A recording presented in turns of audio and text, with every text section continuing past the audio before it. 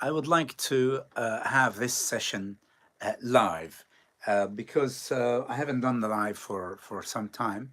So I thought maybe I should have a session live, which is for today. Now I came across, usually I come across so many expressions and so many terms that are basically related to the culture of in Arabic. For example, شكارة طحين. شكارة طحين. Of course, shkara is a very interesting word. I would like to, perhaps if I look for it in Google to see what shkara means. Let me just see. Origin of skara. Shkara. I don't know whether I'll find anything.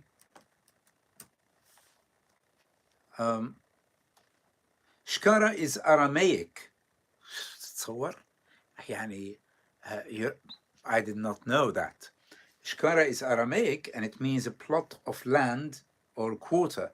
It is derived from Akkadian, الأكادية, الحضارة الأكادية, and Sumerian, والحضارة السومرية، وكلاهما معنى العمل المحدد أو الذي تم تعيينه لك. إذا كلمة شكارة of course even though مع أنه أنا عارف أنه مريت على كلمة شكارة من قبل، وجدت أنه معناها كيس كمان، إلى بمعنى كيس، شكير وشكارة وشكار. ما بعرف إذا كانت هي كما قيل أنه تعرف بالعربية، لكن هي الفكرة أنه نحن بدنا نعرف أنه شو معنات شكارة باللغة العربية. حسب بعض الكتب أو بعض المصادر بتقول إنه شكارة معناها هو كتاب أو كيس إن كان من ورق أو من قماش متين تعبأ فيه مواد مثل الإسمنت وغيره. طبعا ممكن تقول شكارة الطحين. شكارة الطحين يعني a sack of or a bag of flour. Of course, it's bushel. There's bushel, which is يعني شوال. شوال هو bushel. أما شكارة هي bag that is used when you actually grind some of the wheat and to make it into flour, and that's another thing. So when we are trying to translate, what do we face?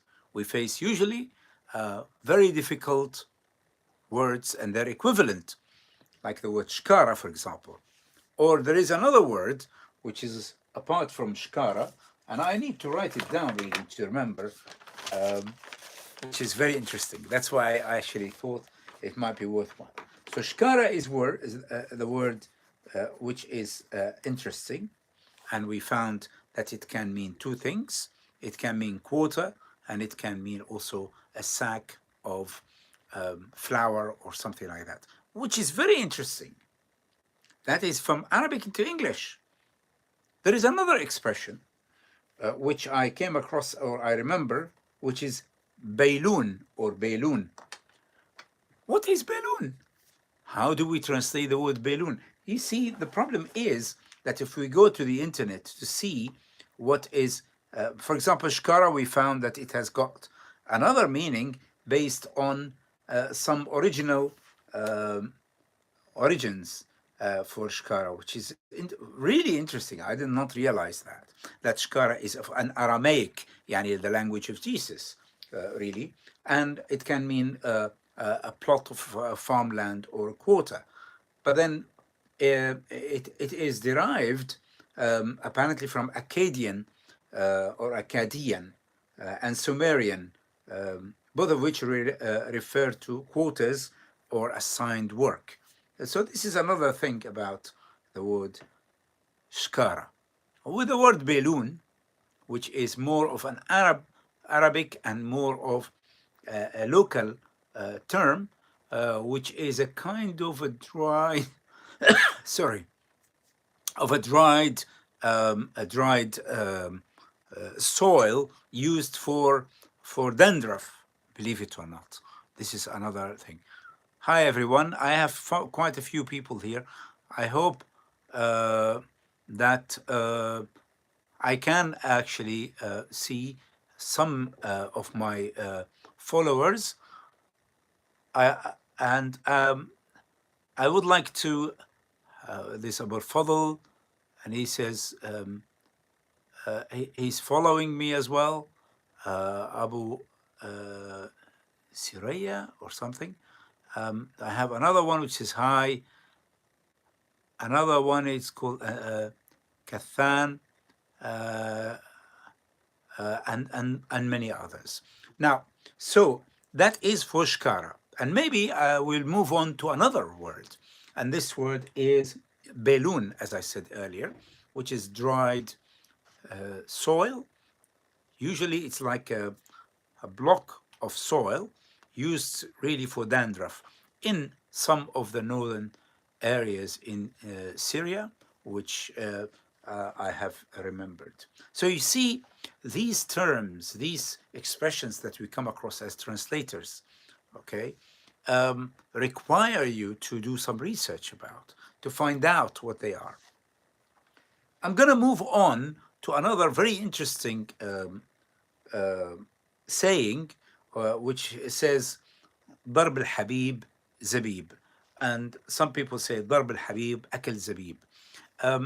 Here it's another expression which requires some thinking. Why?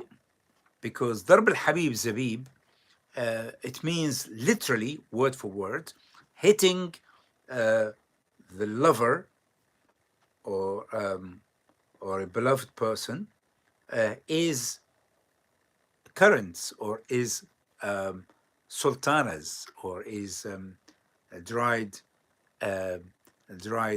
grapes, which is really interesting here. So, but is it really? Does it really mean that in? What does it mean really in real terms? It means that when a lover tried to joke, or a beloved person tried to joke with their partner, that kind of jokingly hitting lightly each other, or mocking at each other, or something like that, will make it like as if you are eating currants, i.e., that's very sweet act. So here, what's the best way? I mean, do you say inflicting little pain by a lover can be as sweet as honey, or as sweet as sugar? This is another element. Sorry.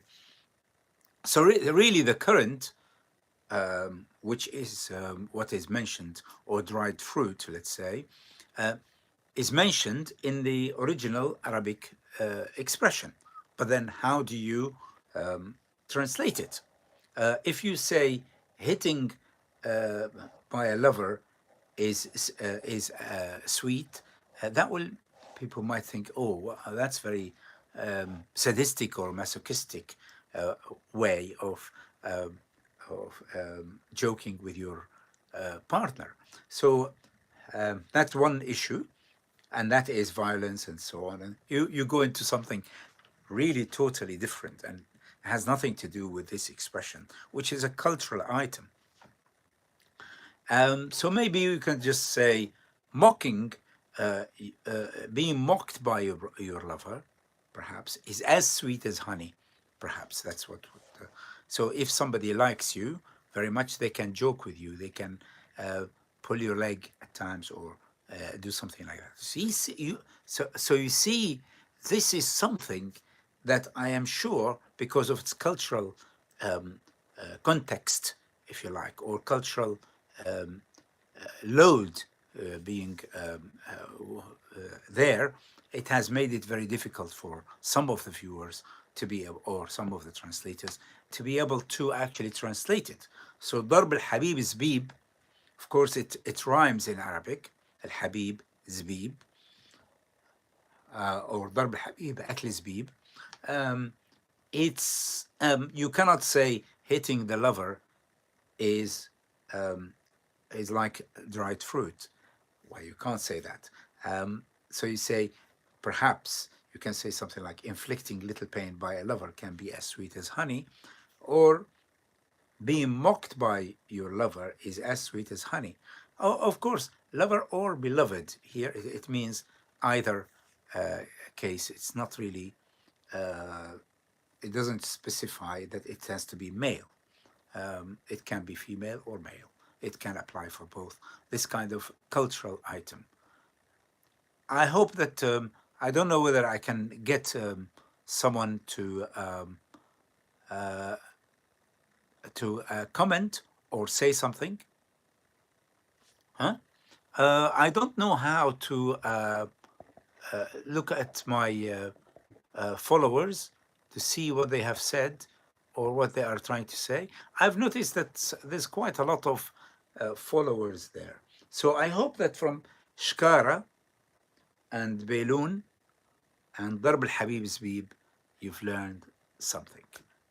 As there aren't many who are asking any questions, um, then I would have to say and bid you goodbye. Have a nice day.